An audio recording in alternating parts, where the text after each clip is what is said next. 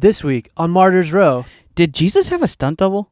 did the Rothschilds finance the modern state of Israel? Will the South rise again? Does the Bible even say anything about a third temple being built? Should Christians be Zionists? Let's find out. 3, 2, 1.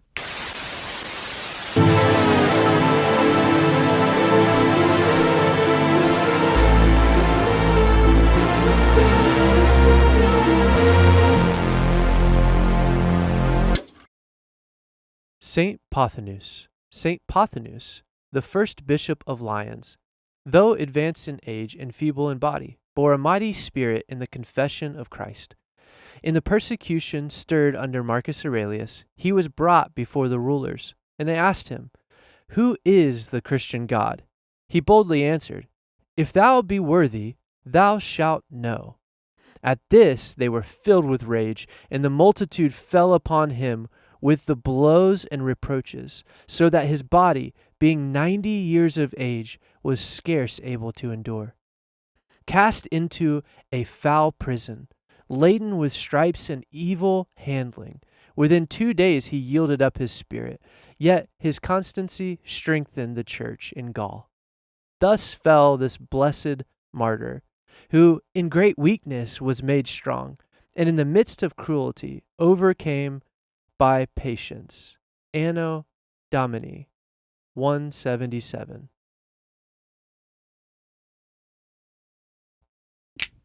Hey. Welcome. You don't like it when I say welcome, do you? No, I like it. Hey, stop saying welcome. Welcome. You don't like me, do you? Don't welcome people. They're going to stay. Welcome. We want you to stay. Welcome. Enter into our living room. You could even stay past the episode. You could. Just because leave it wherever at the you end. are, you're allowed to be there. Hopefully. Unless good you're point. like, what if someone's listening to us while they're robbing someone's house? That would be insane. That would be, why? Take your headphones out. You probably need to be aware of your surroundings. You might get caught. Yeah. Wait, why do we help them? Oh, yeah. Stop what you're doing. Put the things down. Keep listening, but not at their house. Yeah. Okay, we'll walk you through this. Step 1. Put everything down, turn around, walk away. If you have to do the activity while wearing like a balaclava, it's not good. Wait, what? Isn't that what those masks are called? A ski mask? A balaclava? Balaclava? No idea. I Sounds might have German. made that up. That sounds like a German thing I don't understand. Which is funny because I just said any activity you have to wear a ski mask isn't good. Except skiing? Skiing, I guess, is all right. Maybe. Unless it's someone else's skis. But think about like if you're just wearing a ski mask and not like Yeah. a helmet and goggles and stuff, yeah. and you're coming down a mountain and you're like, oh, that person looks terrifying. You know what I mean? Yeah, that's true. But also your eyes are like just... Imagine just a ski mask though. That's wild. Because your eyes are just wide open to the elements. Yeah. That would be tough. I'd have my eyes closed the whole time. But then why even wear a mask? Yeah. Oh, I guess to keep your face warm. Yeah. Yeah, that makes sense. Yeah. See a little Wear a mask, kids. Wear a mask.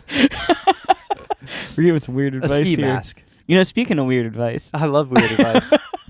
So, I'd actually be surprised if you heard this, Okay. because I just found this out, and I thought it was hilarious. Okay, I like hilarious things. Because do you remember on our last episode one of the little tangents I went on? I don't, because There's a lot. how many are there?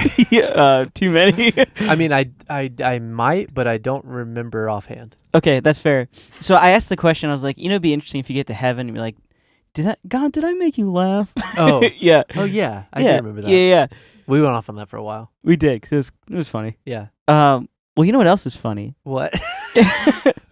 Is that in some early Christian communities, I thought you were about to say Psalm. Psalm In Psalm 103. in Psalm early Christian communities. That would be great, In actually. some early Christian communities. Especially those influenced by apocryphal writings, because there Okay. were a lot of them. Right? There was a belief that while Jesus was on the cross, that he laughed. Huh. Where does that come from? So this comes from, it shows up in the text called Acts of John, Okay. which is 2nd century. It's not part of the Bible, obviously. Yeah.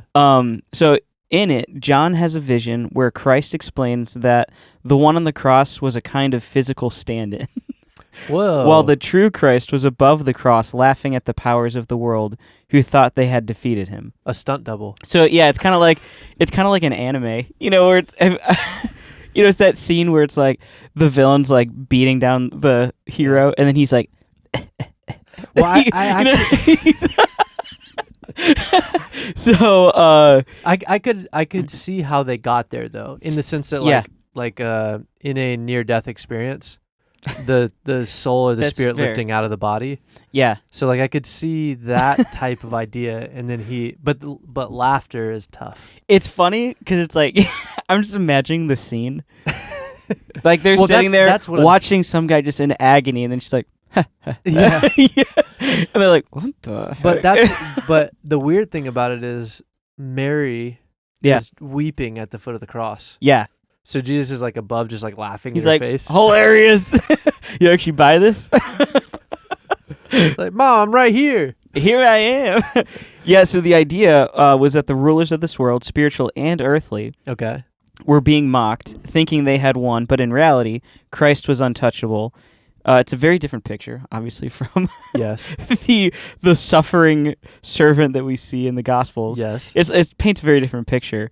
It reflects, more of a mystical, fringe, even proto-Gnostic streams of thought, where the physical suffering wasn't the main point, but the spiritual victory was. So it's kind of interesting to me, because that's kind of one of the things we talked about on our last episode. Right. That it's like, oh no, it was about a spiritual victory, reclaiming borders. And the way they explain it is he laughed while he was on the cross. Yeah. Like in a sense of like, I laugh at the face of a danger. Yeah. Ha ha ha. Ha, What is it? ha. Lion King? It is. I think that is It's Lion when King, they're in yeah. the elephant graveyard and that's Simba right. is like, I laugh in the face of danger. And then, like, the hyena shows and then up. the hyenas start laughing. No king, no king. I always go to that. That's interesting though, because there are pieces of that where it's like, okay, I get how they could get to that point. I can see where they would take a step and then keep going. Right. Yeah. And that's usually what the Gnostic Gospels or apocryphal texts are.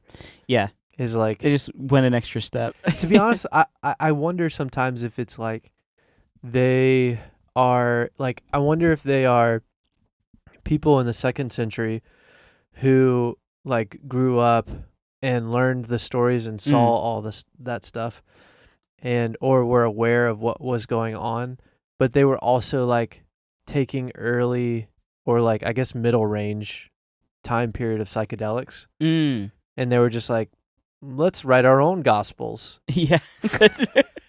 Hey. Yeah. Yeah. Like I feel like that would make a lot of sense. That actually would make a lot of sense. Especially on the mystic side of Judaism. Yeah. Yeah. Yeah, that's fascinating. Because it's, for me, what's funny about it is it's kind of like if you've ever heard someone make a true statement, Yeah. but they used an out-of-context verse to make it. Yes. And it's like, okay, what you said is true, but not how you got there. Right. It's like a math problem. It's like you got the answer right, Yeah. but how you got to the answer doesn't make any sense. Right. Because it's That's like tough. it's like, yeah, we should highlight, and that was kind of our point Yeah. in the last episode. It's like, yeah, we should highlight Christ's victory over the spiritual realm, Right. but not that way. Right. Because that's not it. Yeah, and that's tough. And I feel like we've done that through our episodes where maybe we want to say one thing, Mm. and then as we read the text, as we go back to the Bible, Yeah. It helps us say something actually more profound Yeah. than what our intended point was. Yeah, absolutely. And it like helps us end up saying like, oh wait, actually it words it like this. Wait, that's even better than I was than gonna I say. thought. Yeah. Yeah. And it like rounds out the point even more. And it's like, Yeah. whoa. And because there are times where in my head I soften what the Bible actually said. Sure. It's like, oh, it said it kind of like this, or it kind of alluded. And it's like, oh no, it was pretty blatant. Yeah, then you read it and you're like, oh, I thought I came up with that part. I thought that was a random thought I had. Huh, that's good. Nope. It's not me. Knowledge comes from somewhere. Yeah, it's true. Oops. Um, that's interesting. So yeah, I thought that was a kind of a funny thing, especially because I love trying to dive into like early church history and traditions, and it's like, where do these things come from? Right. And it's funny that it's like, so especially before there was really that unification in the early church, right? There were people going off and kind of like having their own fan fiction, essentially. Yeah. I mean, you have like the councils in like 200, 300, then you get Augustine like 400. Yeah. So it's like, yeah, I mean, in those early days in 2nd century, it kind of wasn't diluted. But to see like outskirts people just be like almost like fan fiction. Yeah. That's almost what apocryphal texts are. Just like fan fiction on the Bible. Yeah. Like, what if John actually wrote this? Or like, what if this is what he experienced? Okay, so check this out. What if Barnabas or Thomas? Yeah. What if Thomas hated women? Yeah, and they're just writing these funny things down. Yeah. And sending them to each other. It's early memes. Yeah. It's like Christian memes. Apocryphal texts. And we're like, they believed that. Yeah. What was it? The Gospel of Thomas? It's like, what if Jesus actually said that all women would become men? Yeah, that's it. In order to enter the kingdom of God. Wouldn't that be crazy? Like, that'd be hilarious. No one would believe that. Write that one Write down. it down. That's good. That's good. Oh, that was funny. But that's weird. Yeah, it's kind of weird. I like weird knowledge. Yeah, and because for me, what it opens up is traditions and beliefs that we have today. Right. It's like, okay, so where did those actually come from? Sure. And are they just based on a fan fiction? Oh, yeah. You know what I mean? Yeah. And it's like, we say like, oh, this is it now because we all believe it for the most part. Yeah. The majority believe it. That's the majority's thought. Yes. But it's like, is that just like Jesus laughed on the cross, but enough people said, yeah, that happened? It was probably just a couple guys with a pen and paper. Yeah. But you know, that's kind of what I mean.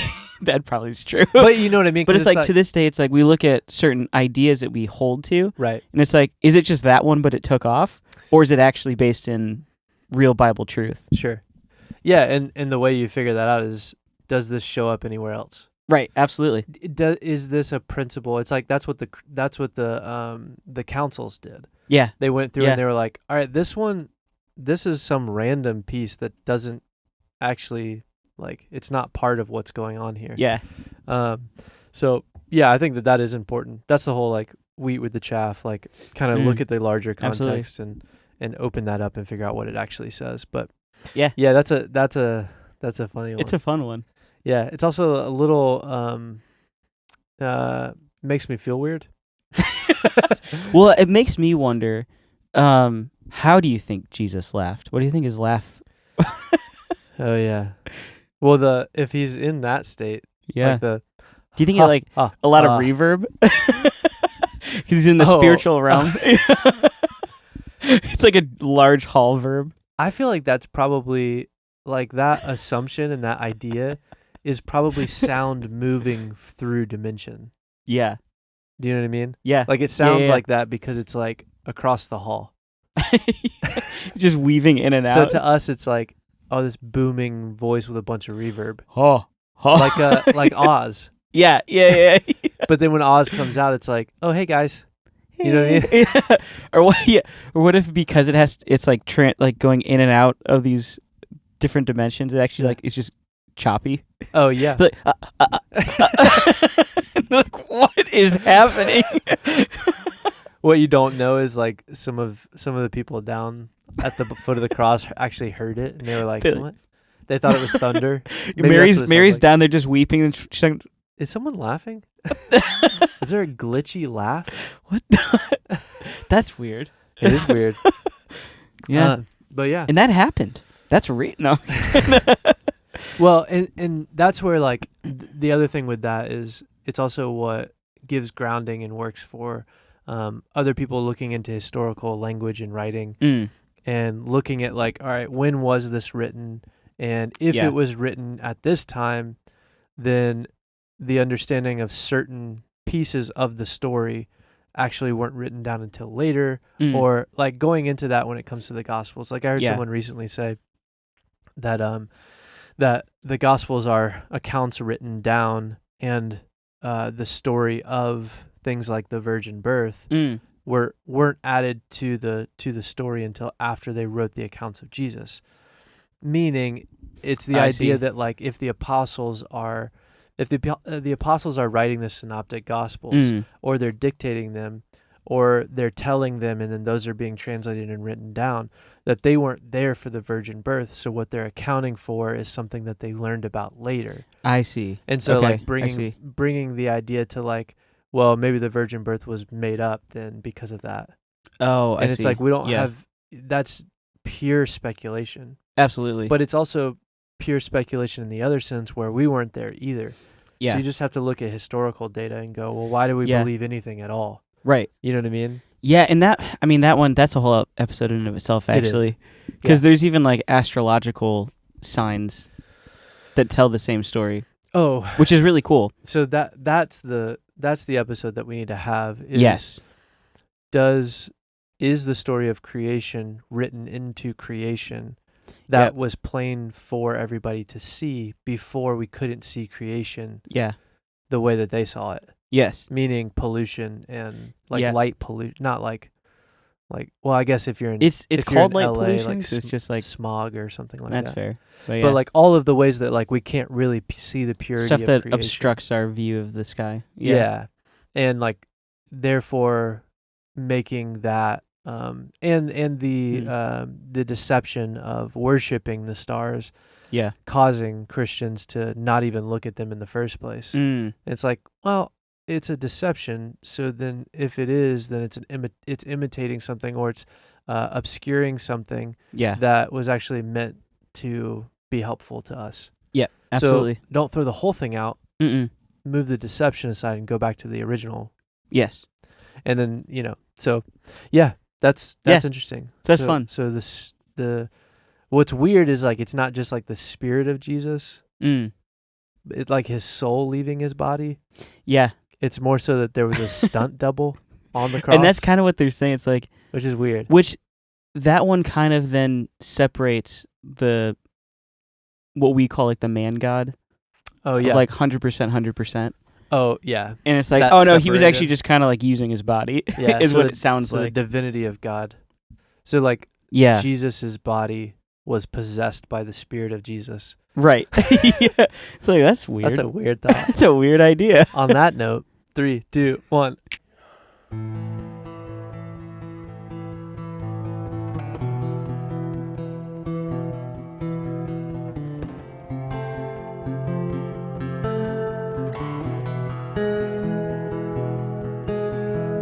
Exiles scattered on foreign ground, dreaming of Zion where hope is found.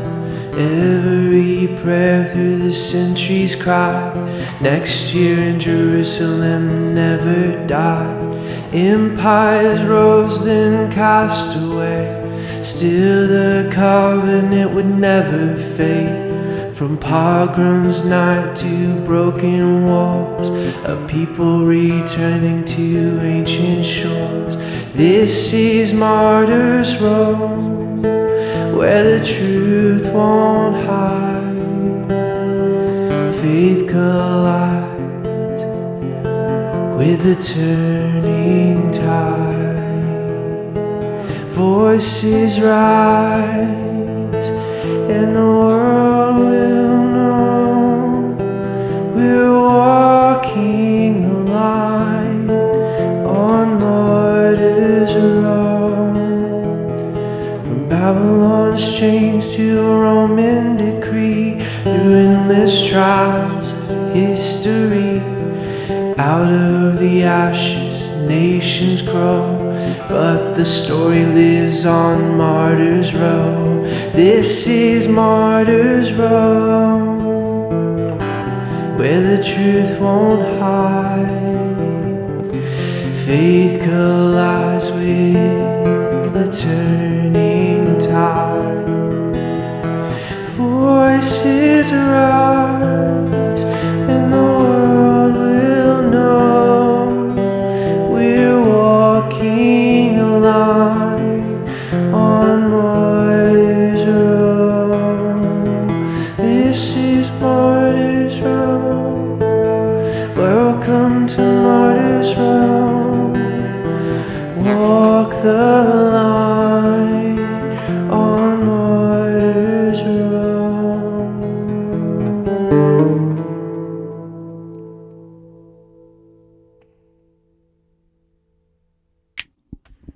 Oh, hey. Back again. Back again. And it feels so good. I don't think that's a song. Is that a song? I don't know. Back. Isn't Back Again like a boys thing? A boys band? Backstreet Boy. Backstreet, back. All right. Back Again. Yeah. I don't remember. Is that what that song's called? No clue. Okay. But I want it to be. Okay. It can be. It is now. Yeah. Deal. Nice. Nice. Deal. So we've been talking about some like touchy stuff, I feel like, lately. Hot topics? Some hot topics. Some topics to touch? Hot to the touch? Hot to the touch. They're still somewhat toasty. Topics that are hot to the touch. Yeah, which is kind of fun. It is fun.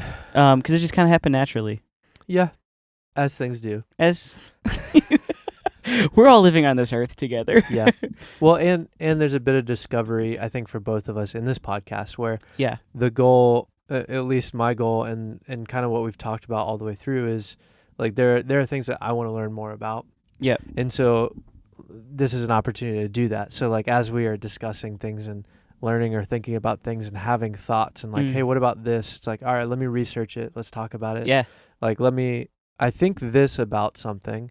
Like we were talking about earlier, like I had one view that I thought I had about things like the last couple episodes, like Israel, land, or people. Yep. I had an idea of what I thought, but I was like, but I don't really know how to articulate that, and I don't really know what my references are. I just feel like I'm moving more in this direction where I feel like I was being led in this direction. Yeah. And it's like, okay, which one is truth? Yeah. And that's kind of like, it's parsing that out. It's like, okay, so in a lot of ways, it's like, where did this idea even originate?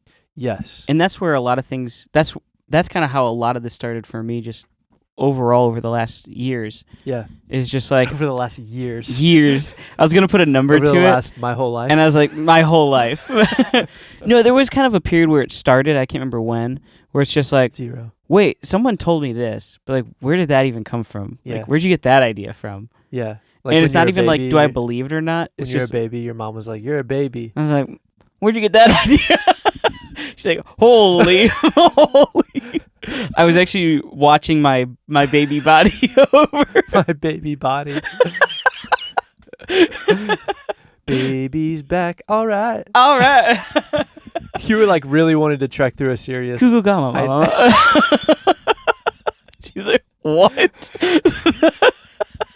Yeah, it was. But yeah, it's kind of like, oh wait, let's ask the question. You almost didn't let me in. No, I didn't.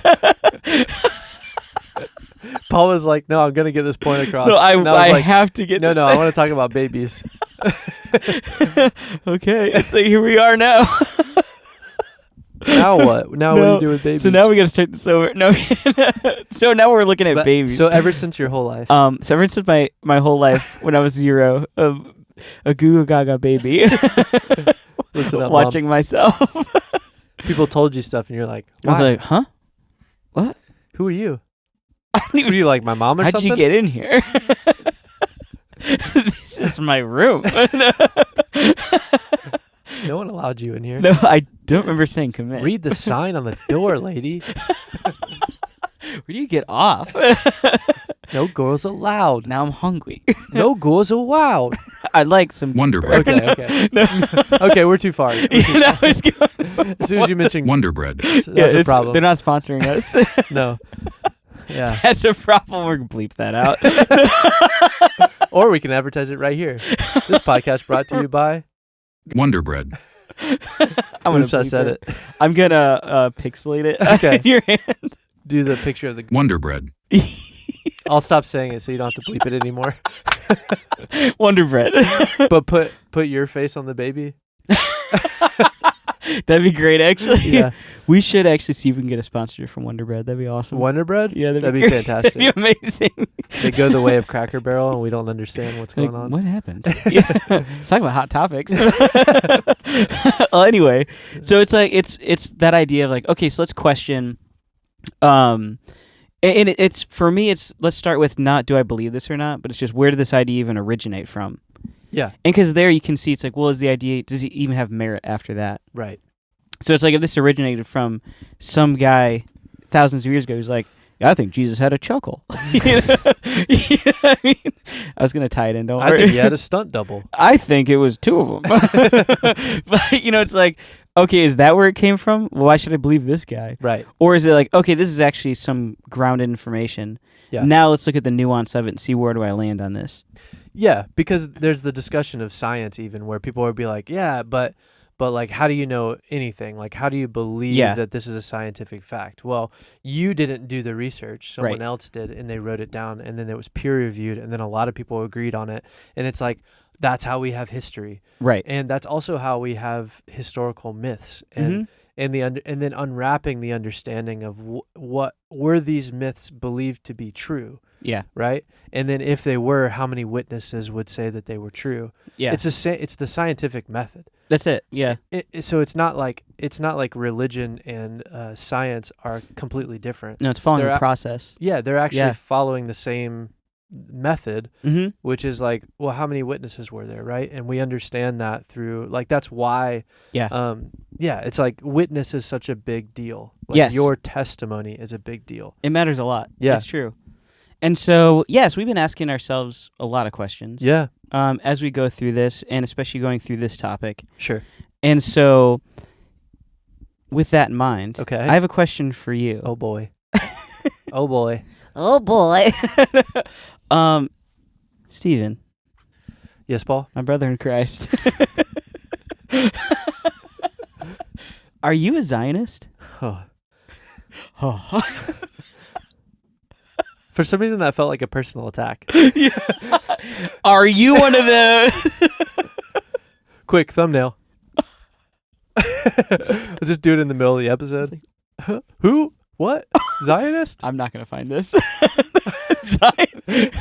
Who I missed? Am I a who missed? Who did I miss? Zion missed. That actually sounds refreshing.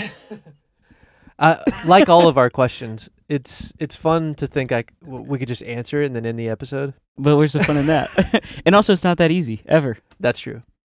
This one, yeah.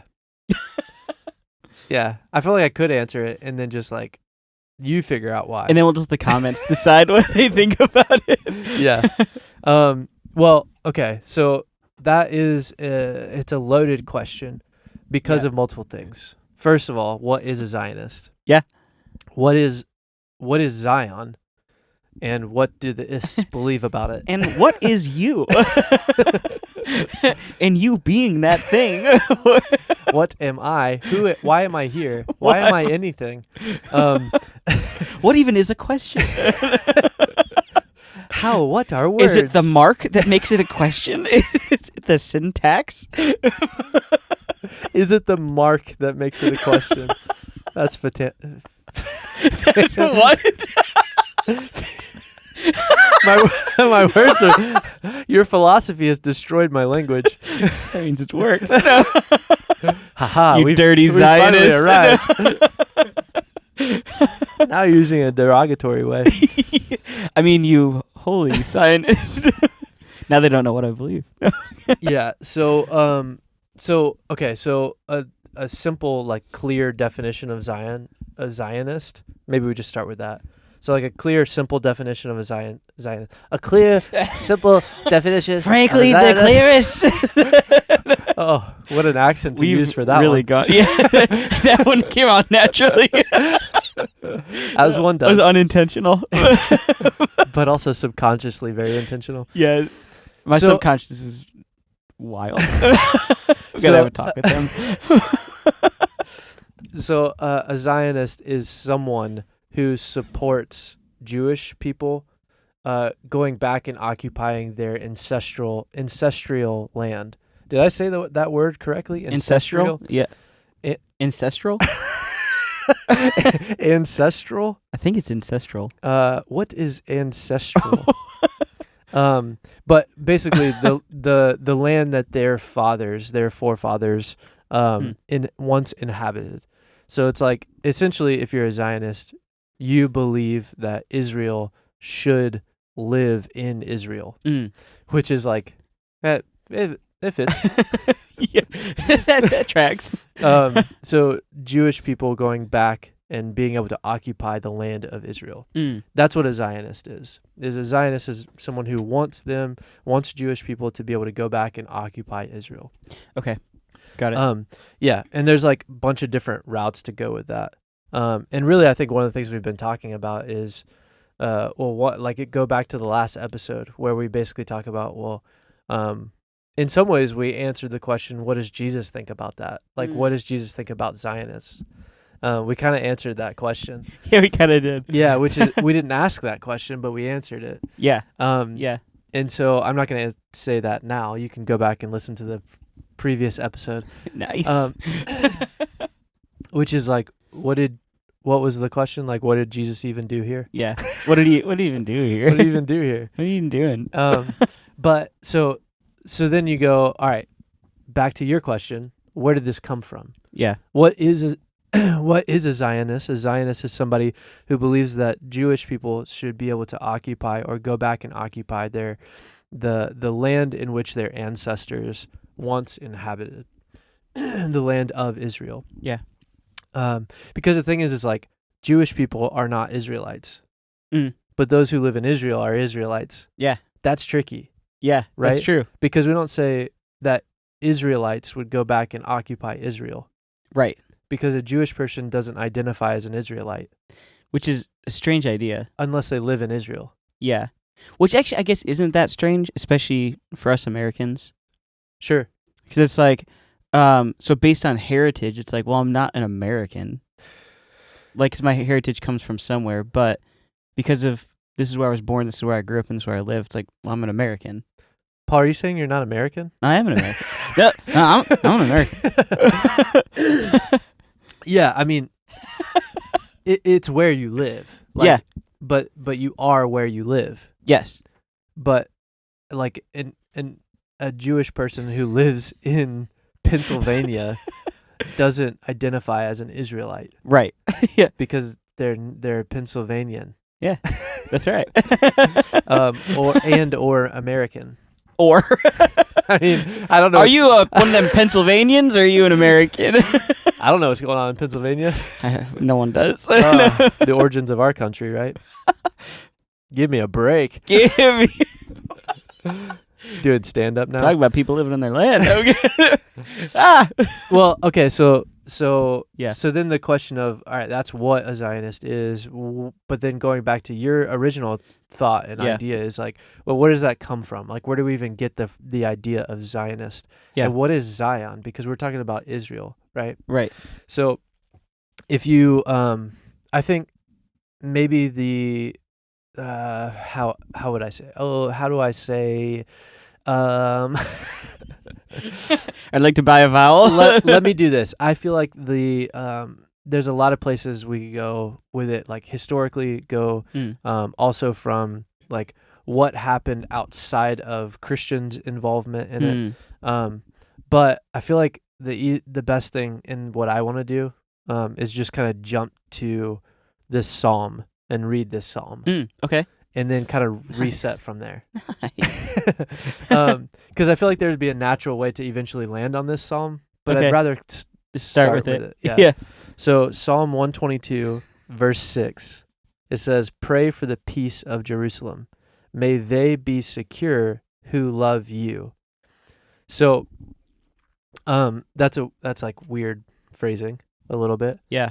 But basically what it's saying is those people who pray for the peace of Jerusalem, they love Jerusalem and they will be secure.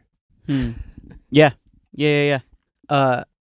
Yeah. So So the tricky thing with that is like, all right, well, that's a scripture passage that says we should pray for the peace of Jerusalem. Yeah. Okay, so Jerusalem is not a people. Right. It's a place. location. Yeah. Um, Person, place, thing. Yeah. yeah. Yeah. And also the Bible elsewhere says pray for your enemies. That doesn't mean Jerusalem is my enemy, but it goes on to say pray for all people. Yeah. So it's one of those things where like pray for Jerusalem, yes, but in the context of this passage, that's a pretty important thing and something that was instructed because at the time of it being written, Jerusalem was also referring to a people. Yeah. But you have, which we talked about in the previous 2 episodes, you have all of these timelines where they are there and they, like Jewish people are there and then they're not. And then they are there and then they're not. And currently they are there. Yeah. But also it's the land of Palestine. So that's the tough thing is like, if you say Israelites are people who live in Israel, well, that's only true to a small number of people because Palestinians who live in Israel would say they're Palestinian. Right. They wouldn't call themselves Israelites. Yeah. So if even when you're in Israel, it's still like, it's still kind of split in that way. Yeah. So, but even then, we don't use Israelites. Right. We use the Jewish community and then the Palestinians. Right. So there's Jew and then Palestinians. So it's like, that's the differentiation. Yeah, which is actually kind of funny because of something you brought up as far as like the history of the land of Canaan. Yeah. And how it wasn't actually like a unified people. Right. But it was just a bunch of people that happened to live in Canaan. Yeah, as many tribes. And that's kind of what we're looking at now. That is what we're looking at. And so it's like, okay, so we have these 2 different groups that just happen to occupy the same land. Well, not just 2 groups. There's multiple Well, there groups. are more groups, yeah. Yeah, I mean, because that's one of the things I think we forget about is there are Christians who live in Israel as well. And it's weird because we're saying Jewish people and we're not really referring to a faith. Yeah. But then we say Christians, we're referring to a faith. Yeah, that's fair. And then we say, but that's really just immigrant. So like Christian immigrants into the, but then there's, it's a complicated place. Yeah. Because everything is so spiritually charged. That's the difference. Where like a lot of other places around the world, it's like, hey, we are Ukrainians and we want to keep Russians out. And so it's like, all right, well, that's pretty clear. It's like citizens of Ukraine want to keep the Russians out of their physical land that they already live in. But in Israel, you actually have all of these different people groups, like you're saying, and some of them identify in completely different ways. So they're not all Israelites. They're Palestinians. Some of them identify as Christians or Orthodox. So they identify not by their land, but by their religion. So it's like this weird neutral place where everything is more spiritually identified versus identity in the land itself. And it's interesting. Maybe this is too far to take this right now, but it is also interesting to me that, well, I'll say it this way for the context where we're at, looking at the Psalm, this is pre-Christ. Yes. And so it's like, okay, so that means like boundaries are more significant then than they are today, as far as in a spiritual sense.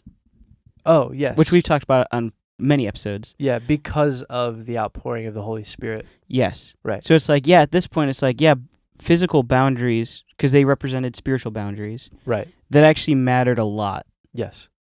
More than it does post-Christ. For sure. So I'll just say it that way for now. Yeah. So there's a simplicity to this in the sense that like, all right. So what is Zion? Well, in the Old Testament, Zion is, which I didn't even look up what Zion meant. I mean, I know I'm gonna have to just do that. That's fair. Because like I've known that at different points in my life. I know what it is. Yeah. But so Zion is the land of Israel. It's referring most most specifically to Jerusalem. But Zion is the place that over and over again the psalmists and different ones long to be in Zion. They go to Zion. So historically, the Jewish people lived in the land of Israel, which previously was Canaan, right? And then after the Babylonian exile in the 6th century BC, and later in the Roman destruction of Jerusalem, which was in 70 AD, and then the Bar Kokhba revolt in 132 to 135 AD, most Jews lived in the diaspora. So then you go, all right, you're introducing new phrasing. So diaspora is a dispersion. It's what it sounds like. Yeah. It's basically an expelling of Jewish people from the land of Israel. So in the Babylonian exile, they were expelled from Jerusalem, they were expelled from Israel, and they were exiled in Babylon. And then in the Roman destruction of Jerusalem in 70 AD, they were then dispersed. They were sent away. They moved all over the place. And then after the revolt in 132, it just continued that Israel was no longer occupying the land of Israel, but they were dispersed out across the earth. So you kind of see that in that. And then a couple episodes back, we went through the history of like who lived there when and jumped through all of that stuff.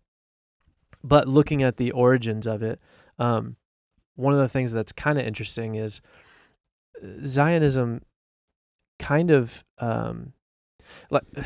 Zionism, it comes out of this space that is specifically linked and uniquely linked to the diaspora. So without covering the same ground that we covered in the last couple of episodes, as you go through and you look at how they were dispersed early on through the exiles, and then finally through the fall of Jerusalem in 70 AD, there's this dispersion out. And so they are living in the diaspora, meaning there's this identity among Jewish people that they no longer have a land. They don't have a land anymore. So they're actively living in a diaspora. Yeah. So this is an understanding that happens. And then as immigrants do, they go into new lands and they establish, and then they live there for multiple generations, and they become wherever they live, right? Their faith doesn't change, but where their land identity is does change. Yeah. Right? Yeah. And so all we're talking about right now is Jewish people dispersed. We're not talking about what we talked about in the last episode, which is what happened in the spiritual space and the relationship between Jewish people and that being their land anymore according to God. Yeah. Or not. Like, so it's also interesting. I mean, taking that, so bringing it to the physical side of it now, into the natural. It's like, okay, so, I mean, which is what you said, like, it hasn't actually been their land for a long time up until that point. Right. So it's like, before then, it's like, okay, they ruled it, and then they were taken over, and then eventually, which is the time where we see with Jesus, like, okay, it's part of the Roman Empire now. Yeah. And so that's what, and we talked about this, that's where like, okay, Jesus is going to give it back to us. Right. And then we see the destruction of Jerusalem in 70 AD, and then we finally get to that. Now it's like, they're still like living in the land, even though it doesn't belong to them. Yes. And then now it's gone, and now they have to flee. Yes. So that's kind of where we're at. Yes. Okay. So Zion occurs over 150 times in the Bible. It essentially means fortification and has the idea of being raised up as a monument. Zion is described both as the city of David and the city of God. As the Bible progresses, the word Zion expands in scope and takes on an additional spiritual meaning. The first mention of Zion in the Bible is 2 Samuel 5:7. David captured the fortress of Zion, which is the city of David. Zion was originally an ancient Jebusite fortress in the city of Jerusalem. After David's conquest of the fortress, Jerusalem became a possession of Israel. The royal palace was built there, and Zion/Jerusalem became the seat of power in Israel's kingdom. So Zion is referring specifically to Jerusalem. Okay. To go up to Jerusalem. But a couple of things to point out. Hmm. The word Zion originates exactly where I just read. Yeah. You get it in Yeah. 2 Samuel. But what Zionism is now didn't actually pop into view and didn't actually push in until around the 19th, the 19th century. So It's like 1800s. yeah, so it's like pretty new. Yeah. It moved across among multiple different people. So in the 1800s, nationalist movements spread across Europe. Jews, often excluded from nation states, began imagining a return to the ancestral homeland. So that goes back to what we were saying. So in the 1800s, it's like they kept being isolated. So not only is there this diaspora, this dispersion of Jews, but over and over and over again, wherever the Jewish people were in whatever land that they were in, whatever place that they moved to, even though they had been there for a long time because they had been dispersed out of the land of Israel, they still were isolated from the nation state. Interesting. So like yeah. Jews in Europe, they were identified as Jews. Yeah. And there was a lot of persecution against Jews throughout the centuries. Yeah. So that's really one of the biggest tension points, is that even though Jewish people were sent out of their land, they weren't accepted in any other land. Yeah. They were still viewed as nomads. Yes. Yeah. And if you really look into it, like Europe specifically was a silo at some points for Jewish people. There's been other silos throughout wars and different things like that. But America has probably been one of the greatest silos for Jewish people. Yeah.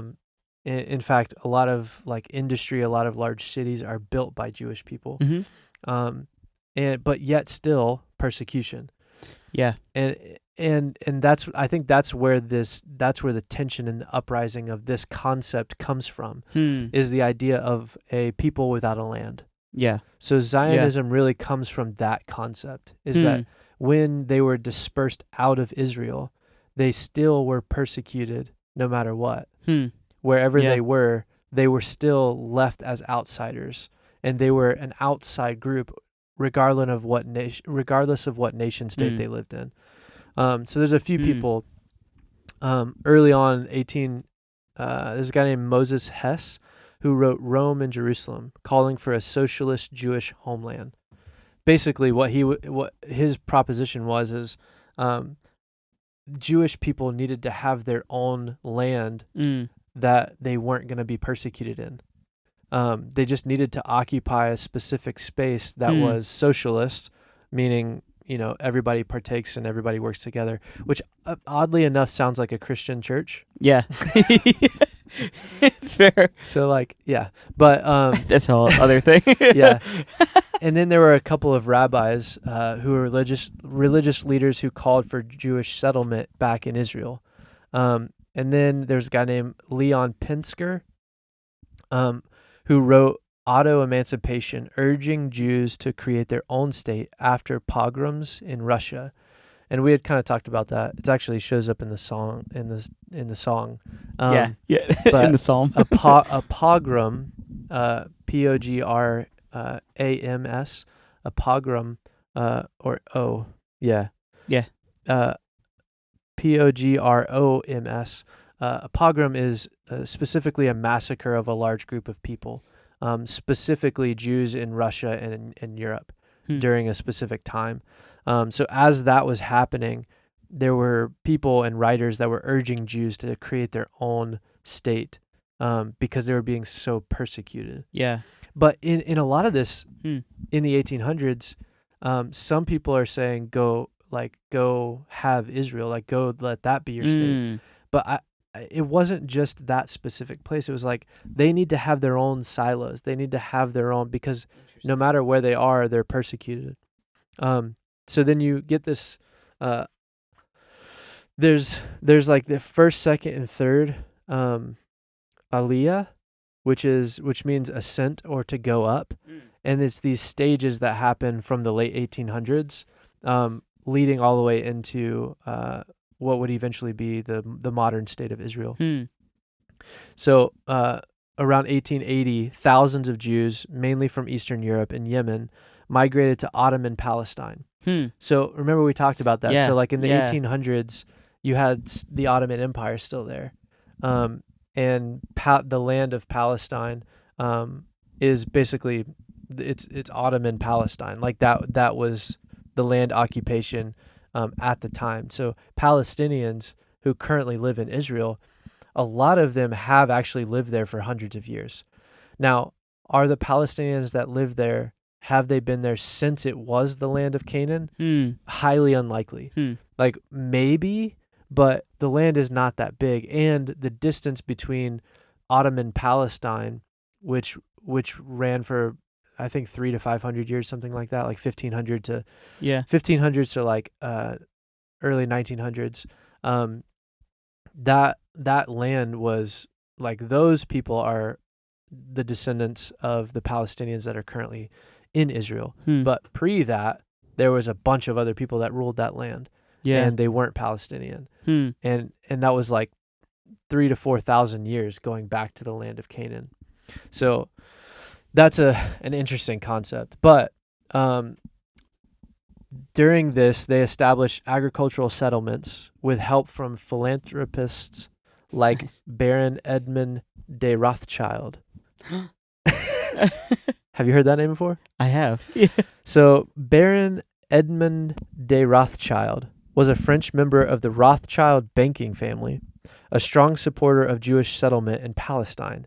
His large donations lent significant support to the first Aliyah, which helped lead to the establishment of the State of Israel, where he is simply known as the Baron Rothschild, or the noble donator.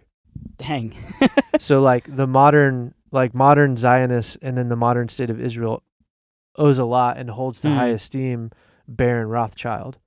I mean, a he's member of the funded them all. the Rothschild banking family.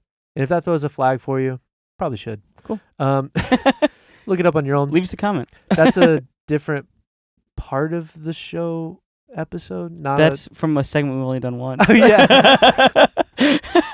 What did we call that? Conspiracy Corner? Conspiracy Corner. Yeah. Yeah. Had its own theme and everything. Oh, yeah. One-off. This would be a good episode to bring that back. That's true. But, yeah, so you get that in the first Aliyah. And then as it goes on, the second Aliyah, influenced by socialism, pioneers and created the kibbutzim. So we talked about this a little bit ago. In the first episode, in the last or 2 episodes ago, that was the name I couldn't figure out, was David Ben-Gurion.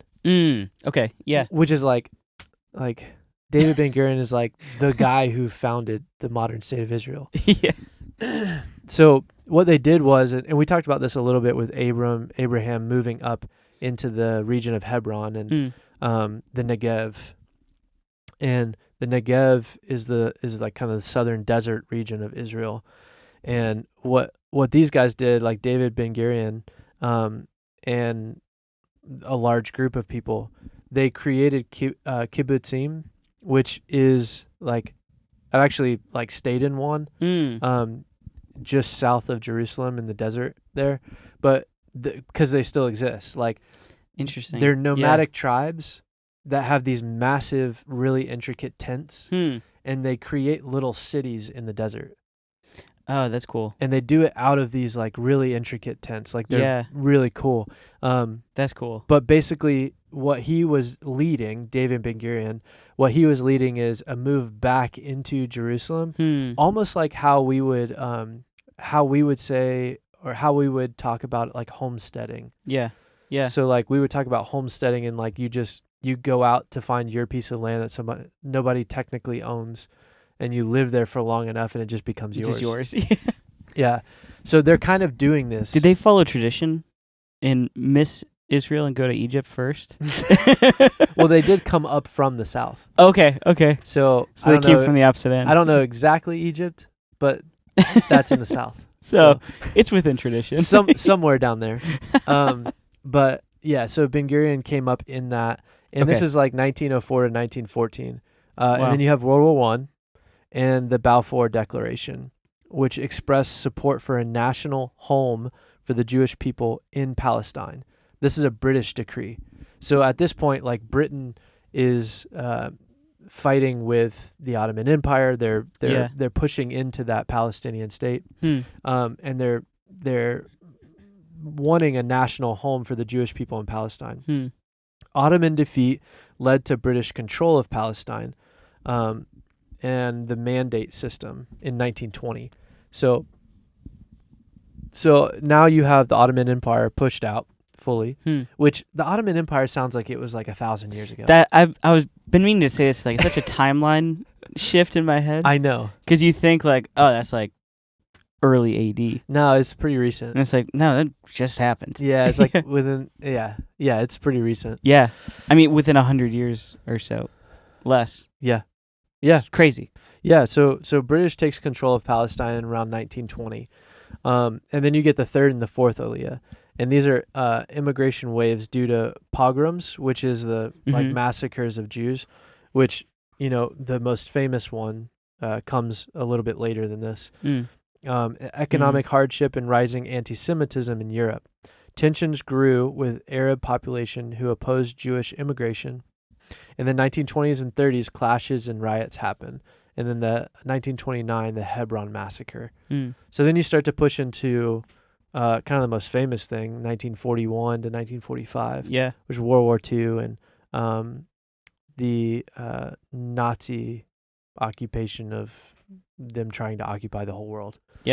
But but identifying and specifically going after the Jewish people, and some 6 million Jews were massacred during that, or murdered during that. And so, like, this is kind of what you're getting from 1941 to 1945.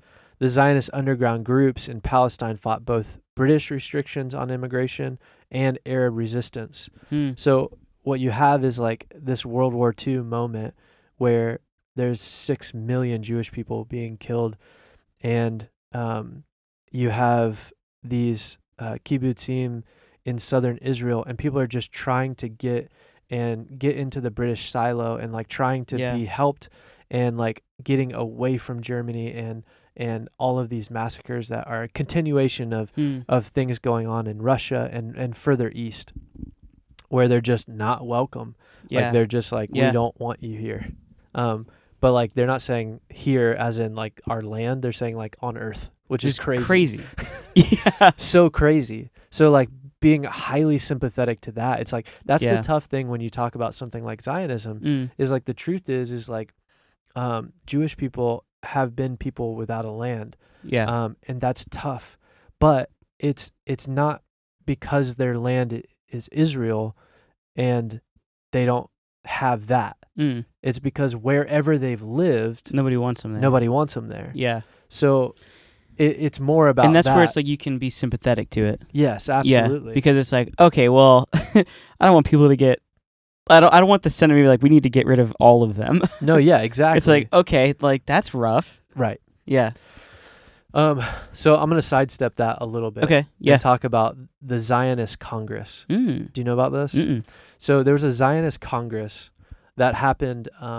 The first Zionist Congress was convened by Theodor Herzl. So Herzl's a big name when it comes to Zionists. Herzl, I would say Herzl and then David Ben-Gurion are like the two main. Two main guys in different ways. And Herzl, this first Zionist Congress was in Basel, Switzerland, in 1897. Wow. So in 1897, before World War I, you have this Congress, and the purpose of it was to establish a political and organizational framework for the Zionist movement, which aimed at creating a legally recognized homeland for the Jewish people in Palestine. So that is the tough thing, and a thing to be reminded of is like, before Israel becomes Israel, the land that they're going into is actually Palestine. Yeah. And that's like something to be reminded of. Yeah. It's like, okay, well, before Israel comes in and makes the state of Israel in 1948, they are occupying, they're coming in to take over the land of Palestine. Yeah. But the land of Palestine was part of the Ottoman Empire and has actually been is now British occupied. Yeah. But it's still the land of Palestine. Yeah. So it's like the land of Canaan again. Right. It's this thing where it's like, this is the land of Palestine. No one's calling it Israel. Like, Right. it's the land of Palestine. That's interesting. Yeah. So, this Congress, it functioned much like a parliament for world Jewry sympathetic to Zionism. Delegates were elected by Zionist groups across the world and came together to debate policies, elect leaders, and plan strategy. The key outcome was the adoption of the Basel Program, which stated Zionism seeks to establish a home for the Jewish people in Palestine, secured under public law. So that was what came out of it. And one of the things that is said about Herzl is that Herzl kept seeing the persecution of Jews, and he was like, we got to do something about this. Yeah. The Jewish people need to have a place where they won't get persecuted. Yes, exactly. Essentially, yeah. So the heart of Zionism is actually getting Jewish people a land, a homeland where they can securely live. Yeah. Where they and this is kind of interesting. So like in Israel at the moment, there's actually 3 zones. And right now they are location based, but they're scattered all throughout. Okay. And the 3 zones are basically this. Zone 1 is it's Jewish people live there, and Jewish people are the security for it. So Jewish police or military. Yeah. The second space, Jewish people live there, and they can move in and out restricted because it's Palestinian secured. Okay. And then the third level is Palestinian live there, and it's Palestinian secured, and Jewish people can't go. Oh, interesting. One of those places is Bethlehem. Oh, really? So if you go to like the gate of Bethlehem, which is not an ancient gate, it didn't have a gate. Wow. The gate around Bethlehem kind of looks like the Berlin Wall. Really? It's like this concrete wall with fence around it. Whoa. And it's a military checkpoint. So to get into Bethlehem, you actually have to go to a military checkpoint. And if you're Jewish, you have to get off the bus, or you're just not going to go. I say get off the bus. I don't want that to sound derogatory. But I literally went to Bethlehem, and I was on a bus. And there was a bus, and people had to get off. Our tour guide was Jewish. Oh. And he had to get off, and when we went into Bethlehem, we picked up a Palestinian guide. Really? Yeah. So that's one of those spaces. And so I'm just curious, do they like work for the same company and like coordinate? No, or I think they do coordinate, but it's not the same company. Okay. Because that's kind of a fascinating thing. And a lot of the tourist guides in Israel, a lot of them like the guy we had, he kind of owned his own business. Oh, I see. Yeah, so he knew somebody across the border that he could send them over to, or send us over to. But yeah, that's really interesting. It's crazy. Wow. And then you go into that space, and you're like, all right, well, there are Christians there, that are not Palestinian, and as far as nationality, a lot of them are immigrants from different places, like European immigrants or American immigrants or whoever, are Christians there. And so at the moment, some of the things going on where there is military action from Israel into the Palestinian areas. One of the things that's tough about it is it's everybody in that space. So the Jewish people and the Israel army is essentially wiping out and pushing against both Palestinians and immigrants that are there, ignoring Christian sites and all of that stuff. So the Israel army is not necessarily considering the Christians who occupy those spaces. So that's one of the difficulties about this current world circumstance. Interesting. Because they're not linking up. Okay. but they don't really have a reason to, Yeah. because Jewish people don't believe what Christians believe. Yeah, In it's fact, true. they have a massive opposition to what Christians believe. Yes. Yeah. So like that shouldn't be confusing to us. Mm. What is confusing to us, I think, in and I don't want to talk too much about this, but what is confusing to us, I think, is we have this misunderstanding, I'll say, that America is the Christian representation on the earth, Yeah. which, if anybody thinks that globally, I hope they don't, because there's a lot of stuff that America does Yeah. that does not represent Christ well. The only thing I'll say on something like that, and I don't, like you said, I don't want to talk about this really. Yeah. But it's just like, I feel like a lot of those ideas is like, you just have to just go travel once.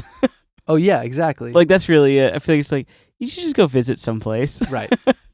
Yeah. So, yeah, we jump away from that. Anyway, so back to this other landmine. But it does make the point of like, how could they do that? Like, if America is helping Israel, and supporting these actions that they're taking against Palestinian people, but they're killing Christians, it's like they're trying to get rid of anybody that's in the land that they're in, because they want it for themselves. Yeah, it's a military action. Yeah. And it originated with Zionism. Yeah. And so it's one of those things where it's like, that's interesting. You're kind of going like, yeah, so that's why we feel weird about this. Where it's like, hey, they shouldn't be also killing Christians. Like, they should be protecting them and only pushing the Palestinians out. And you're like, okay, but why is that a problem? It's the way we view America, but it's also Zionism. Yeah. Because the concept of Zionism that we just talked about is 1800s. Yeah. But Zionism actually starts earlier than that. Zionism Okay. actually starts more in the Christian tradition. It starts there earlier than it does in the Jewish mind. Oh, I see. Yeah, because I see what you're saying. Okay. Like there is a saying among Jewish people that happened after the diaspora and has for centuries, which is next year Jerusalem. The phrase next year Jerusalem. It's a prayer that Jewish people have that next year we'll be able to live back in Jerusalem, right? Oh, okay. But Jerusalem is peace. Like, Jerusalem means peace, like land of peace. It's that idea of like next year Jerusalem is also a state of mind. Yeah. It's desiring to be and live in peace. Yeah. And so again, it's like land. That's interesting. Land or being accepted in the space that you're in, being part of, like, not being a people without a home. Yeah. You know what I mean? Yeah. Yeah. And using the word Jerusalem is like, yes, we would want to live in Zion. We want to be in Jerusalem. But also, we just want to stop being persecuted. Yeah. And it's like, yeah, like, I someone get needs that. to get these people a home. Yeah. And it's like, I do understand that. But at the same time,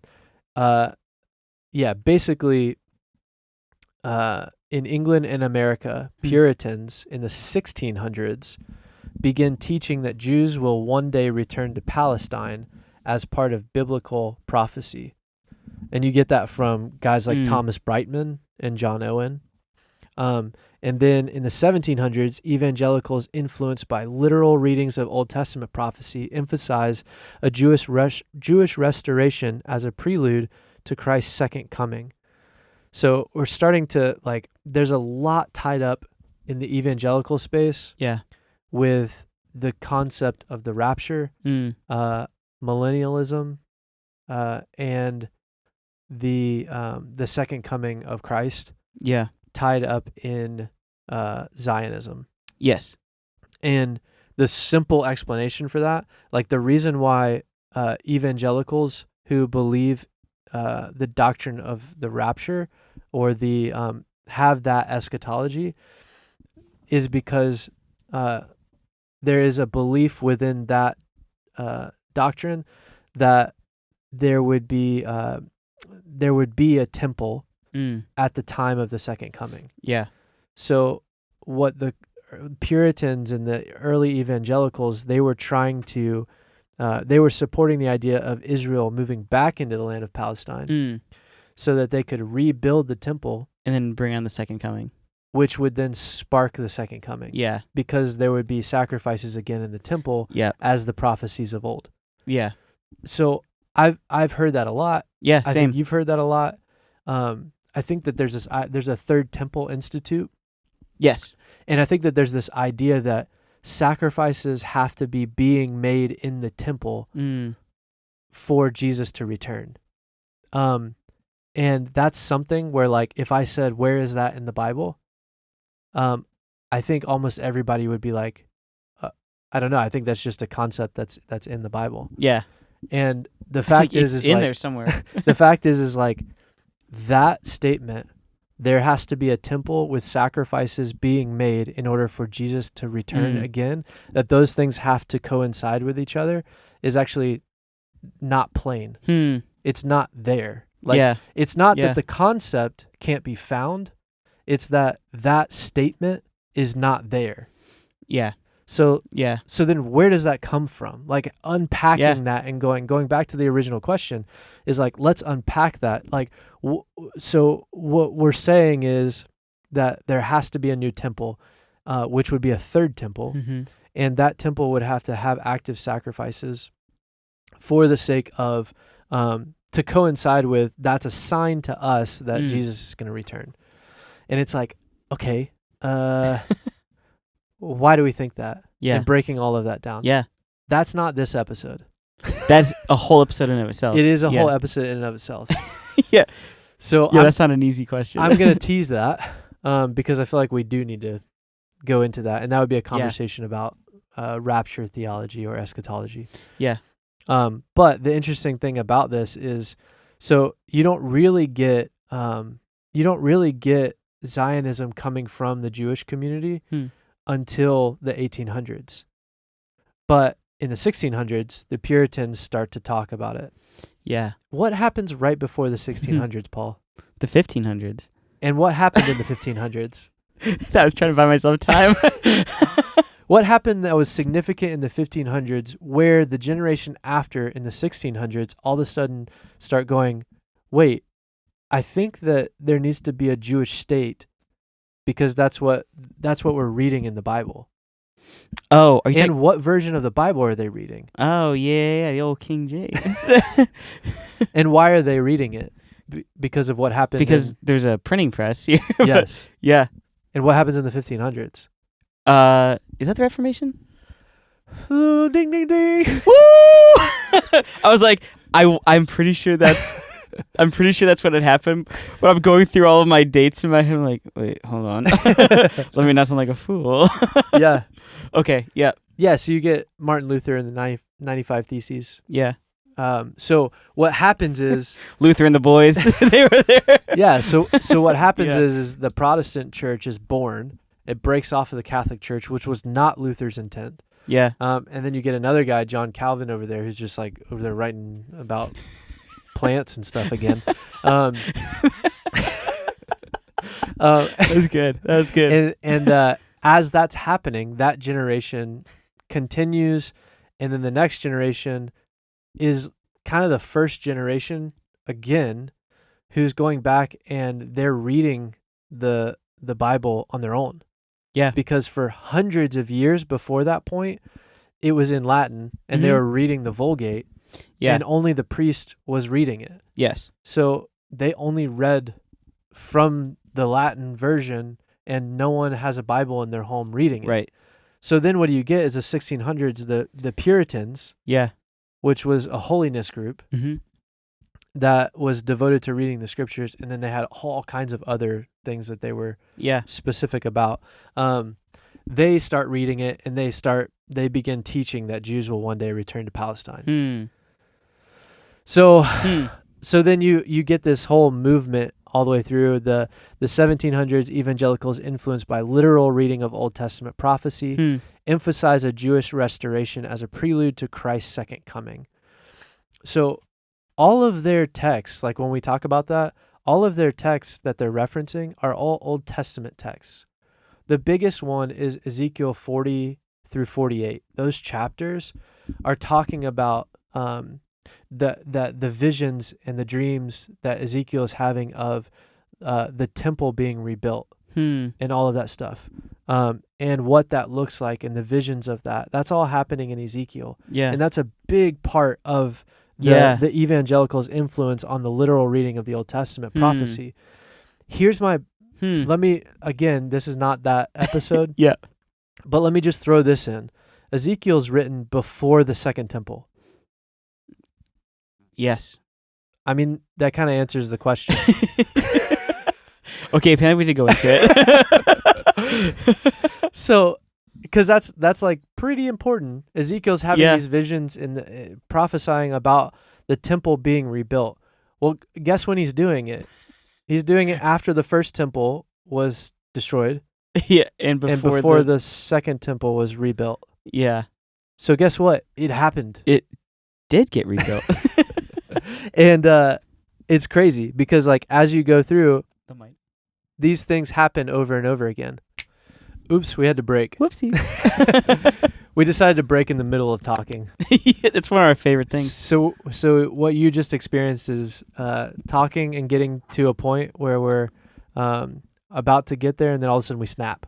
You're like, oh. So if you're just listening, you're like, wait, why did they just snap? Why is there a snap? Just like in the middle of their conversation. Just this little. All right. This is a new segment of our main segment. Back to which is the same segment. Back to programming. Back to your normal programming. So I think one of the things like we will have to follow up on the episode and talk about like dispensationalism. Yeah. We'll have to talk about things like rapture eschatology. We'll have to talk about things like well, especially because all those things are so tightly wrapped up to this idea. They are. It's not like it's an independent thought. It's all related into other things. Yes. And the big one that we'll have to talk about is like replacement theology. Yeah. So I'll just drop in keywords in there as notes for ourselves later. It's good. But so we've kind of jumped into, and we were just talking about like basically the influence of the evangelical church after the Reformation that pushed into Zionism far before the Jewish before the Zionist Congress, like before all of that. And when you get somebody like what was the guy's name? The banker? Rothschild? The Baron? Yeah. So Baron Rothschild. Baron. I mean, he is Jewish. Yeah. Like the Rothschilds are Jewish. So like that's the thing is like a lot of this, and I don't want to jump too much into the evangelical space. Mm-hmm. I just want to acknowledge it because that's really like when we go back to the question of are you a Zionist? Yeah. Like as an American evangelical Christian who is a descendant of Italians, like I'm not Jewish. Right. So why so the question about being a Zionist for me is either representing a political standpoint, which would then just be making a political stance with Jewish people in regard to the land of Israel currently, or I'm making a religious stance and allowing that to influence my political belief, right? And the religious stance really coming out of this specific evangelical movement. Yeah. Because it's not like, I keep saying evangelical because it started with the Puritans and then it moves into this evangelical space. Yeah. It's not all Christianity. Like it wasn't like this funnel where all of a sudden all Christian churches right were like, oh wait, we should send Jewish people back to Israel and like help reestablish the third temple. Because here's the reality. We talked about this and it kind of surprised me because I had forgotten the date. But currently what is believed to be the Temple Mount, where Solomon's temple was and then the second temple was built on top of it, is the second holy site in Islam. Oh, that's right. Yeah. And it's the Dome of the Rock. That's right. Yeah. And the Dome of the Rock was built in 691. So, and that was the land of Palestine. Right. And it was for a long time. Yeah. So like, you're like, all right, well, this land is Palestinian owned run for a long time. And then David Ben-Gurion, they all move in and eventually push up. And as they continue going, it moves from now the British occupation of Palestine starts to create this opportunity for, as they champion Israel or the Jewish people to be able to have a homeland in Israel again. Yeah. So taking Jerusalem. So if you go to Israel, if you go to the Negev, there's still like a little house that's like kind of it talks about David Ben-Gurion and everything that they did there and how they lived there, and then they moved up from the south. I forget what the phrase is, but there was a phrase in among them about like it's actually very similar to like the South will rise again. Which is really funny. That's pretty funny, actually. But it's like it's something about coming up from the South, which is a tradition in Hebrew culture. Yeah, coming up from the South. Yeah. So and we talked about that. Like it's this idea of like they keep coming up from the South. Mm-hmm. Oddly enough, they came from the North. Yeah. And then passed through, and then because they needed to South. come up from the South, right? So they had to pass. yeah, they had to do it. They had to follow it the right way, which is true. But okay, so then in 1948, you get the establishment of Israel as a nation state for the first time, and that was like not easy. So the UN partition plan in 1947 proposed dividing Palestine into Jewish and Arab states, with Jerusalem internationalized, Jews accepted, Arabs rejected. David Ben-Gurion declared independence on May 14th, 1948. Arab-Israel War, 48 to 49, followed. Israel survived, but 700,000 Palestinians fled. So then after 1948, you get labor Zionism, led early Israel, building institutions, socialism, and kibbutzim. So at that point, you basically get this, the UN steps in 1947 and is like, hey, why don't you guys share the land? And then David Ben-Gurion's like, nah. And then he and the army come up from the south. And they push out 700,000 Palestinians. Wow. So they misplace them. But the UN and the British, they want to like make this a land where like the land of Canaan. It's like, well, you guys can all occupy your own spaces. Yeah. And then Jerusalem, Zion as the hub, that can be a neutral space. And that's where they were like, no. As Zionists, they're like, no, we need Zion is ours. Yeah. Jerusalem is ours. So they go up and take that space. And that was 1948. Wow. So 2025 comes around, and you have a conflict again. Yes. Over and over and over and over again. And really, I mean, the simple reason it wasn't another empire that came in and wiped out all of Palestine. Right. It was a like group of Jewish zealots, basically, that went up and took back Zion. So in some ways, they did the same thing that Judas Maccabee does. Yeah. Right? Yeah. They go up in that tradition and they take back the temple. Yeah. The problem is they didn't actually get the temple. Right? Because that's the thing. Like, there's the Western Wall.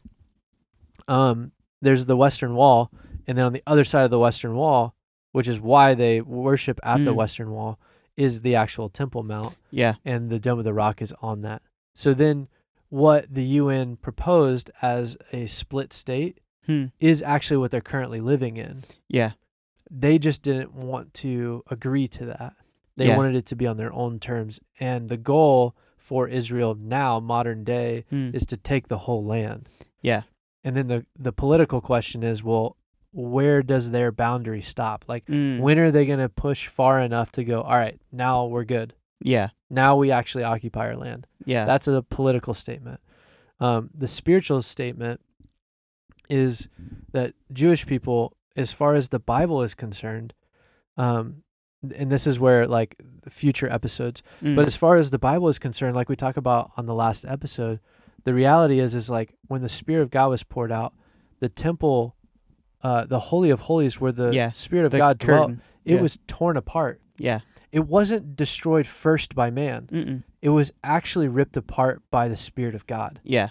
So God said, hey, I don't dwell here anymore. I don't dwell in the temple anymore. Not because it had been desolated, but because the Spirit of God was now poured out on the earth. Something greater came. Yes. Yeah. Now, the abomination of desolation, what Jesus mentions and then what's talked about in Revelation, that there is an event. Now, will that happen again? I'll say I don't know. Maybe. But the events described in the Bible are equivalent to the events that happened in 70 AD, where there were sacrifices of humans in the temple of God in 70 AD, and those sacrifices to other gods, and there was blood shed all over the temple and the altars defying the temple.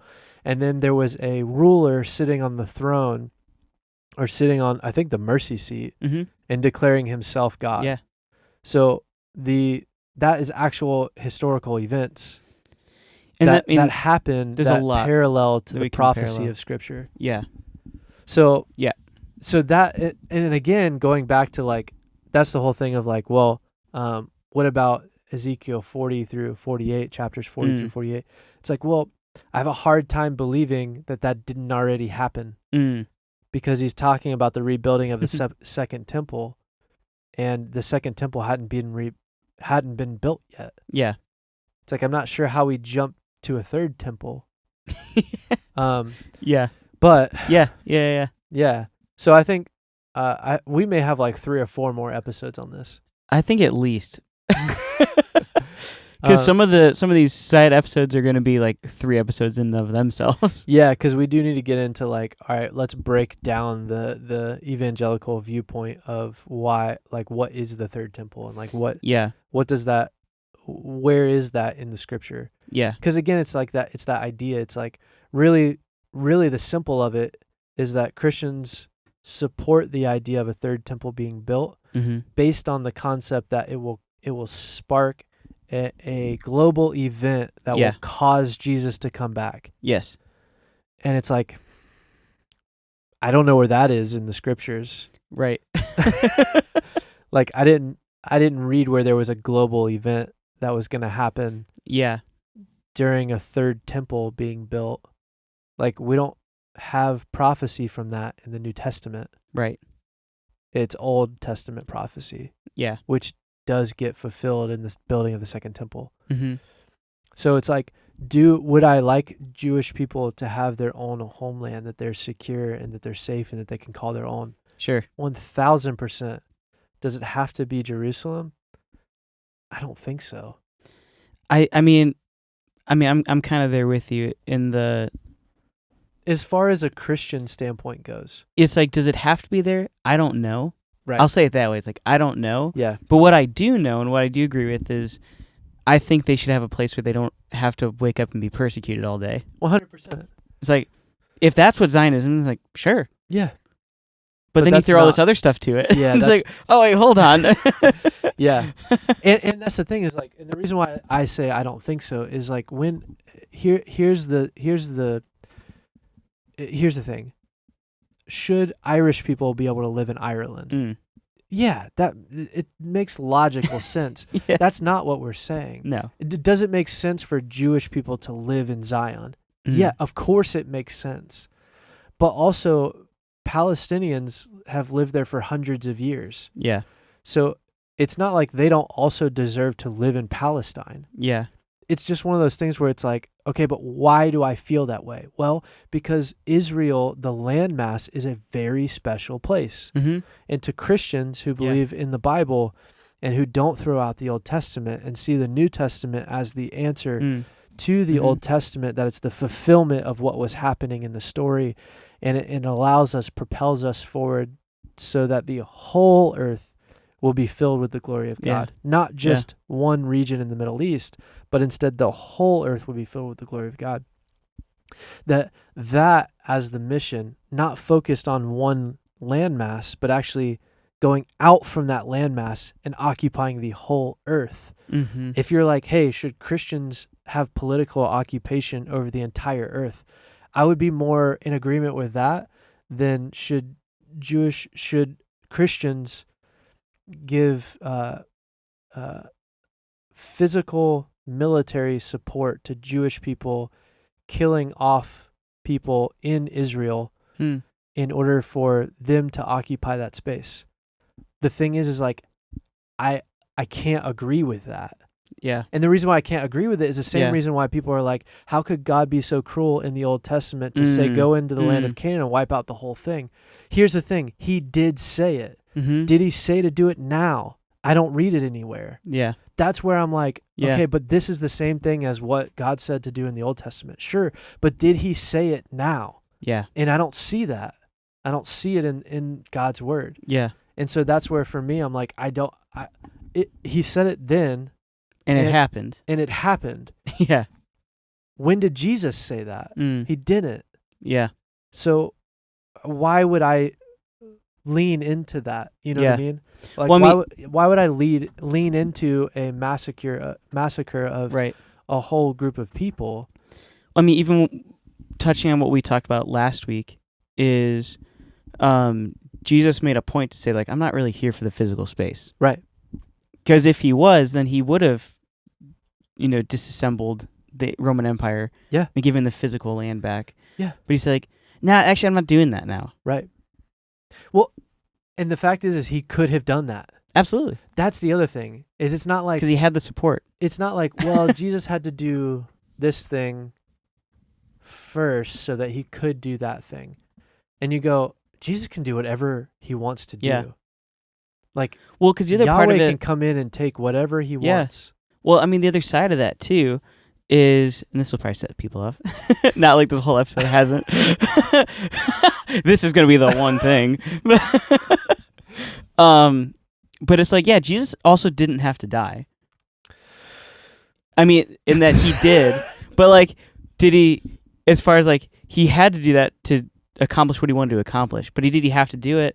No, because they were sacrifices. If he just gave them back their physical land, they could live on like they did back when David was king of Israel. And they could have continued that. He could have just done that. But he didn't, because that's not what he wanted to do. That's kind of the point that I'm making here. Is and that makes sense. My only pushback would be that they never fulfilled the law. They never did it right. Yeah. Oh, and that's why he had to do it. Right. That's the thing, is like, and that's so the other he side did of it. have to do it if he wants any of humanity to be saved. Which we would argue that that's the whole reason for everything that happens that feels insane in the Old Testament. Yeah. Is so that people are actually protected. Mm-hmm. What's crazy is we look at it from the other perspective. People look at it from the other perspective and go, well, why would he cause other people to die? It's like, well, if anyone's going to live, some people have to be judged who are killing other people. Yeah. So it's like, at some point, either all of humanity is just going to kill itself and no one is going to receive salvation, or there's a separation here that happens. Well, I mean, and that's something we've talked about in the past. And I only feel safe saying it like that because of all the episodes that came before this. And that's what I touched on, because we've talked about the bloodlines. We've talked about the grace that God has given to all people. Right. And so we have to look at all those things in light of who God is and what God has done. Right. It's not this just like, there. Right. Get rid of them. Yeah. It's like, look at our body of work. It's like, it's like, we've talked about these things. Yeah. Right.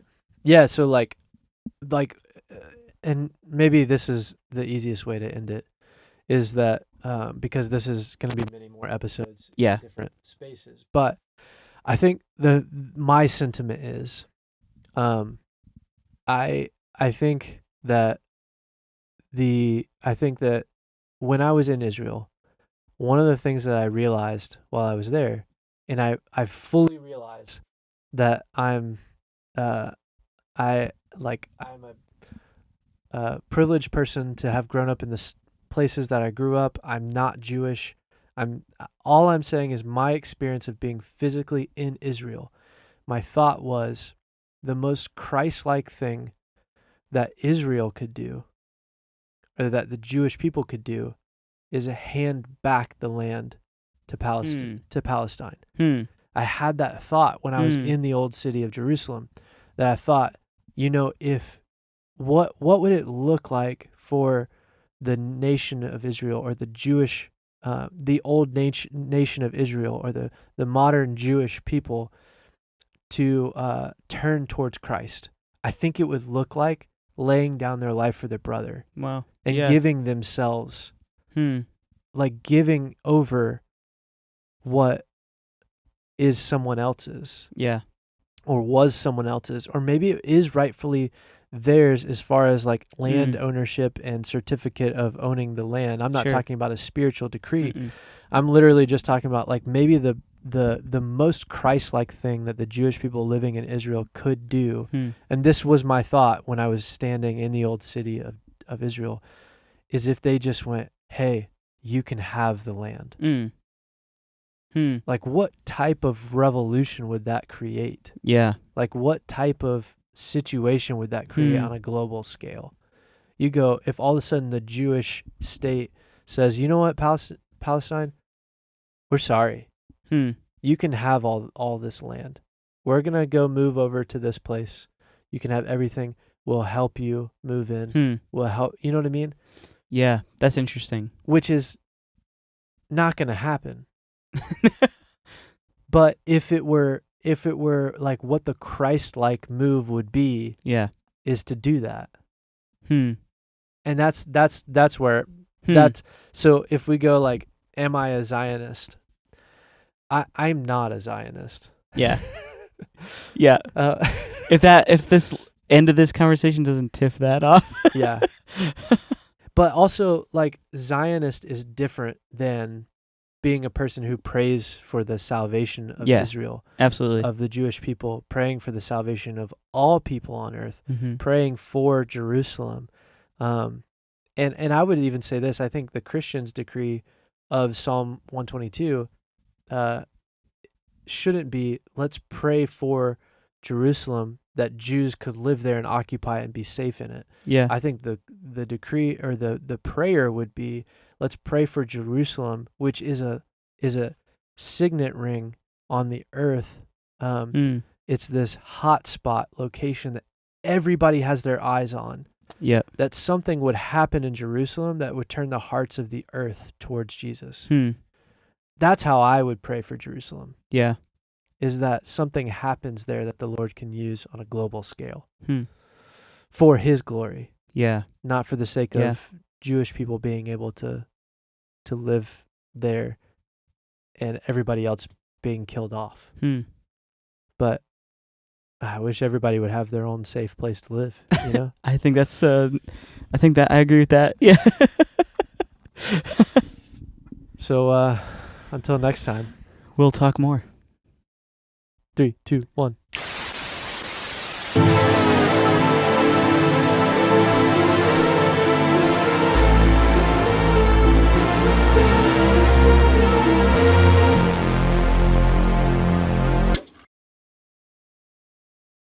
And the multitude fell upon him with blows and reproaches, that his